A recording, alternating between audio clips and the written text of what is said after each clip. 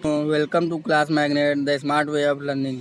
मैं सौरभ कुमार गुप्ता स्वागत करता हूं आपका डेली करंट शो में। तो आज 28 अप्रैल 2023 के हम इम्पोर्टेंट करंट अफेयर्स देख लेते हैं। चलते हैं क्वेश्चन नंबर 1 की ओर। हाल ही में किसने रेमन मैग्सेसे पुरस्कार प्राप्त किया है? Who has recently received the Ramon Magsaysay award? इसका correct answer option number A Dalai Lama हो जाएगा। दलाई लामा ने रेमन मैग्सेसे अवार्ड फाउंडेशन के सदस्यों से अपने आवास पर व्यक्तिगत रूप से 1959 का रेमन मैग्सेसे पुरस्कार प्राप्त किया है। रेमन मैग्सेसे अवार्ड फाउंडेशन के अध्यक्ष सुमाना बी अफान ने फाउंडेशन ट्रस्टी एमिली ए अबेरा के साथ दलाई लामा को पुरस्कार प्रदान किया। यह पुरस्कार अगस्त 1959 में फिलीपींस में रेमन मैग्सेसे अवार्ड फाउंडेशन द्वारा दिया गया था। यह रेमन मैग्सेसे पुरस्कार के बारे में कुछ विशेष यह है कि यह एक वार्षिक पुरस्कार है जो एशिया में व्यक्तियों और संगठनों को उनके समुदायों के लिए असाधारण साहस, अखंडता एवं सेवा के लिए मान्यता देता है। यह पुरस्कार 1957 में स्थापित किया गया था और इसका नाम फिलीपींस के दिवंगत राष्ट्रपति रेमन मैग्सेसे के नाम पर रखा गया है। कुछ प्रमुख पुरस्कार को देख लेते हैं हम। वर्ष 2023 के कुल पद्म पुरस्कार में 106 पुरस्कार दिए गए थे, जिसमें 6 पद्म पुरस्कार थे। 74वें गणतंत्र दिवस पर सर्वश्रेष्ठ झांकी का पुरस्कार उत्तराखंड को मिला। Miss Universe 2022 R Bonney Gabriel हैं। चलते हैं क्वेश्चन नंबर 2 की ओर। क्वेश्चन नंबर 2, हाल ही में international girl in ICT day कब मनाया गया? When was the International Girl in ICT Day celebrated recently? तो इसका correct answer option number C 27 April को। ICT में करियर तलाशने के लिए लड़कियों और युवतियों को प्रोत्साहित करने के लिए प्रत्येक वर्ष के चौथे गुरुवार को international girls in ICT day मनाया जाता है। यह दिन लैंगिक अंतर के बारे में जागरूकता बढ़ाकर और ICT करियर को आगे बढ़ाने के लिए महिलाओं को प्रेरित करके टेक उद्योग में लैंगिक समानता और विविधता को बढ़ावा देता है। इस वर्ष की थीम थी डिजिटल स्किल फॉर लाइफ, जो दैनिक जीवन में डिजिटल कौशल के महत्व पर प्रकाश डालती है। इंटरनेशनल टेलीकॉम यूनियन के बारे में कुछ इंपॉर्टेंट फैक्ट देख लेते हैं। यह संयुक्त राष्ट्र की एक विशेष एजेंसी है जो सूचना और संचार प्रौद्योगिकी ICT के से संबंधित मुद्दों के लिए जिम्मेदार है। इसकी स्थापना 1865 में हुई थी। इसका मुख्यालय जेनेवा स्विट्जरलैंड में है। अप्रैल माह के प्रमुख दिवस देख लेते हैं। 1 अप्रैल को ओडिशा स्थापना दिवस मनाया गया। ब्लाइंडनेस को रोकथाम सप्ताह मनाया गया। 2 अप्रैल को विश्व ऑटिज्म जागरूकता दिवस मनाया गया था। 4 अप्रैल को अंतर्राष्ट्रीय खाद्यान्न जागरूकता दिवस मनाया गया। 5 अप्रैल को राष्ट्रीय समुद्री दिवस मनाया गया। चलते हैं नेक्स्ट क्वेश्चन की ओर। क्वेश्चन नंबर 3, हाल ही में भारतीय साइकिलिंग महासंघ का अध्यक्ष किसको चुना गया? Who has recently been elected the president of the Indian cycling federation? तो इसका correct answer option number A Pankaj Singh को। नोएडा से भाजपा विधायक और केंद्रीय रक्षा मंत्री राजनाथ सिंह के पुत्र पंकज सिंह को भारतीय साइकिलिंग महासंघ का अध्यक्ष चुना गया। महेंद्र पाल सिंह लगातार दूसरी बार महासचिव चुने गए हैं। भारतीय साइकिलिंग महासंघ की स्थापना 1946 में किया गया था। इसे यूनियन साइकिलिस्ट इंटरनेशनल द्वारा मान्यता प्राप्त है, जो साइकिल चलाने के खेल के लिए विश्व शासी निकाय है।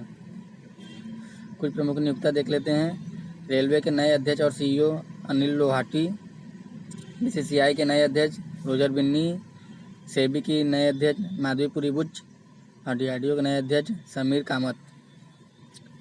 क्वेश्चन नंबर 4, हाल ही में लॉजिस्टिक प्रदर्शन सूचकांक 2023 में भारत कौन से स्थान पर रहा? What is the rank of India in the recent logistic performance index LPI 2023? इसका correct answer option number A होगा 38वें नंबर पर। लॉजिस्टिक प्रदर्शन सूचकांक LPI 2023 में इंडिया चौथे स्थान पर रहा। यह विश्व बैंक द्वारा जारी किया गया है और कुल इसमें 139 देश ने पार्टिसिपेट किया था। अवसंरचना के साथ ही प्रौद्योगिकी में महत्वपूर्ण निवेश के कारण यह सुधार हुआ है। विश्व बैंक की स्थापना 1949 में दिसंबर 1949 में हुआ था। इसका मुख्यालय वाशिंगटन डीसी अमेरिका में है। इसके प्रमुख डेविड मालपास जी हैं। कुछ प्रमुख सूचकांक देख लेते हैं 2022-23 के। मानव स्वतंत्रता सूचकांक 2023 में भारत का स्थान 112वां है। जैविक कृषि खेती सूचकांक 2023 में भारत का स्थान 3रा है। विश्व का सबसे प्रदूषित शहर लाहौर पाकिस्तान है।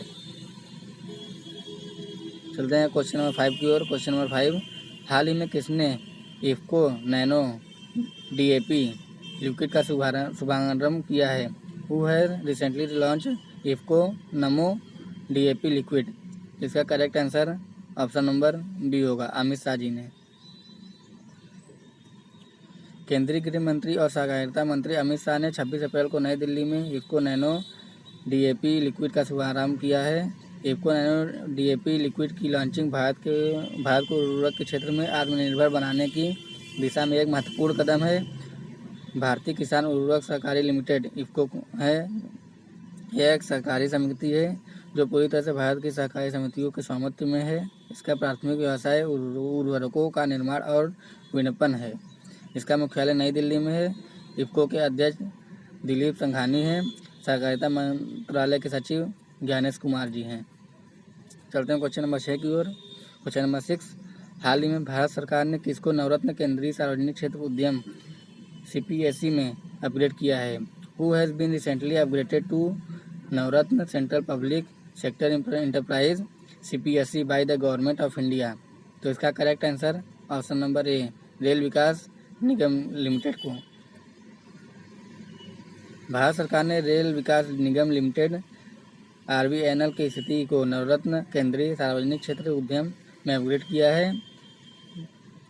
RVNL रेल मंत्रालय के तहत एक मिड कैप कंपनी है। यह भारत में सार्वजनिक क्षेत्र के उद्यम का एक चुनिंदा समूह है जिसे भारत सरकार द्वारा निर्णय लेने और वित्तीय प्रबंधन में अधिक स्वायत्तता प्रदान की गई है।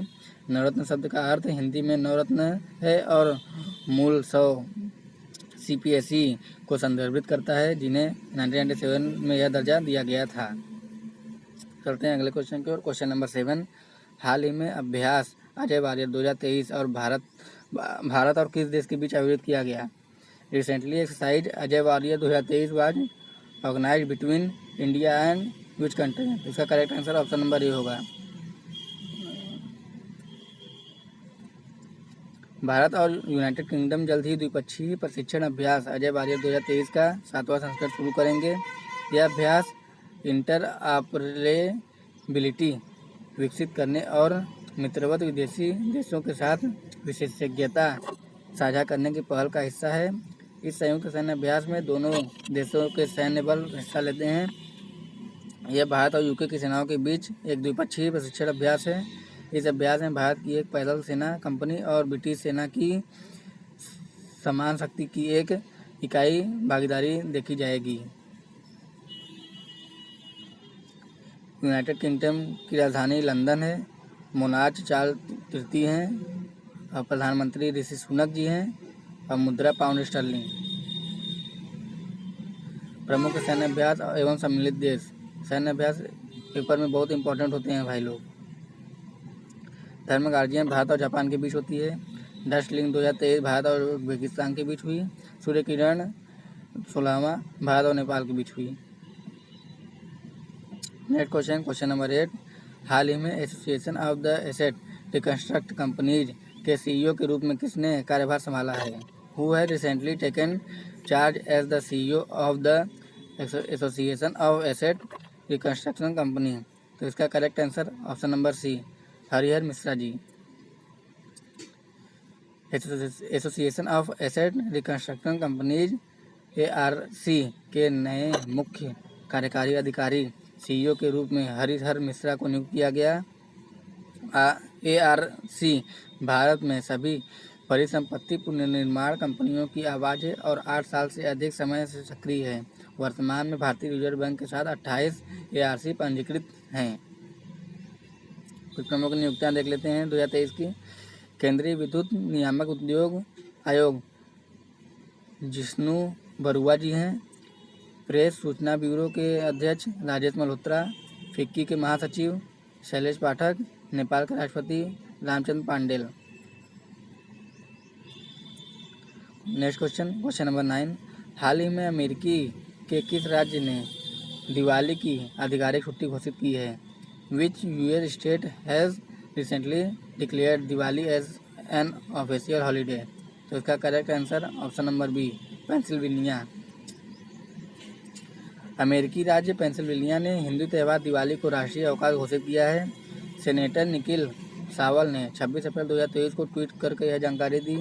सेनेटर निखिल सावल ने कहा कि सीनेट ने सर्वसम्मति से दिवाली को यह आधिकारिक अवकाश के रूप में मान्यता देने की मतदान किया गया।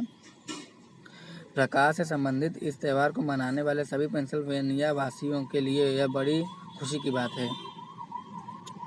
चलते हैं क्वेश्चन नंबर 10 की ओर। हाल ही में किसे एसोसिएशन ऑफ द लंदन पुरस्कार से सम्मानित किया गया? Who has recently been honoured with the association of London awarded? तो इसका correct answer option number A, doctor Raghuram ji हैं। तेलुगु एसोसिएशन ऑफ लंदन ने जाने माने सर्जन डॉक्टर रघुराम पिल्लारिसेट्टी जी को जीवन काल सम्मान पुरस्कार से सम्मानित किया है। वह हैदराबाद में स्थित एकिम्स उस्खालखिमी सेंटर फॉर ब्रेस्ट डिजीज के संस्थापक निदेशक हैं। डॉक्टर रघुराम अपनी तुलना में अपनी कम उम्र के बावजूद कुछ कामयाब लोगों में से एक हैं जिन्होंने इस सम्मान को प्राप्त किया है। यह उनके लिए बड़ी एक गर्व की विषय है क्योंकि यह यूके के बाहर रहने वाले एकमात्र भारतीय हैं जिन्हें यह सम्मान दिया गया है।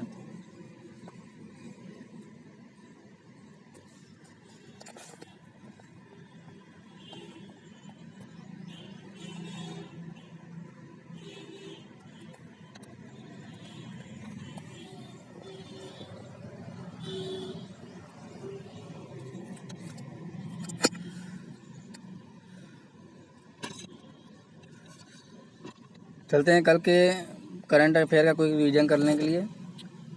हाल ही में बांग्लादेश के नए राष्ट्रपति कौन बने हैं? मोहम्मद शहाबुद्दीन चप्पू।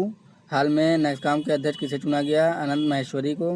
हाल ही में विश्व बौद्धिक संपदा दिवस कब मनाया गया? 26 अप्रैल को। हाल ही में किसे कर्नाटक विकास ग्रामीण बैंक का नया अध्यक्ष नियुक्त किया गया? श्रीकांत एम भिंडावास को। हाल ही में 3rd in person quad summit की मेजबानी कौन करेगा? ऑस्ट्रेलिया। हाल ही में भारत मोजाम्बिक संयुक्त रक्षा कार्य समूह की 4थी बैठक कहाँ आयोजित की गई है? तो इसका करेक्ट आंसर नई दिल्ली। हाल ही में किसने CSR कार्य के लिए ग्लोबल गोल्ड अवार्ड जीता है? तो PGCIL ने जीता है। हाल ही में प्रकाश सिंह बादल का निधन हो गया, वो कौन थे? यह पंजाब के पूर्व मुख्यमंत्री थे। हाल ही में किसे IIT के शोधकर्ताओं ने टाइम बम लिक्विड मार्बल विकसित किया है? तो IIT गुवाहाटी। हाल ही में किस भारतीय अमेरिकी को न्यूयॉर्क के नस्लीय न्याय बोर्ड में सदस्य नियुक्त किया गया? उसका करेक्ट आंसर उदय तंवर होगा। देखते हैं आज का प्रश्न। हाल ही में प्रकाश सिंह बादल का निधन हो गया, वो कौन थे? Recently Prakash Singh Badal has passed away, who was he? इसका करेक्ट आंसर कमेंट बॉक्स में दीजिएगा। यदि वीडियो पसंद आया हो तो चैनल को वीडियो को लाइक करें और चैनल को सब्सक्राइब करें। सब्सक्राइब करके बेल आइकन जरूर दबा लें ताकि हमारे वीडियो की नोटिफिकेशन आपको सबसे पहले प्राप्त हो सके। Thank you so much.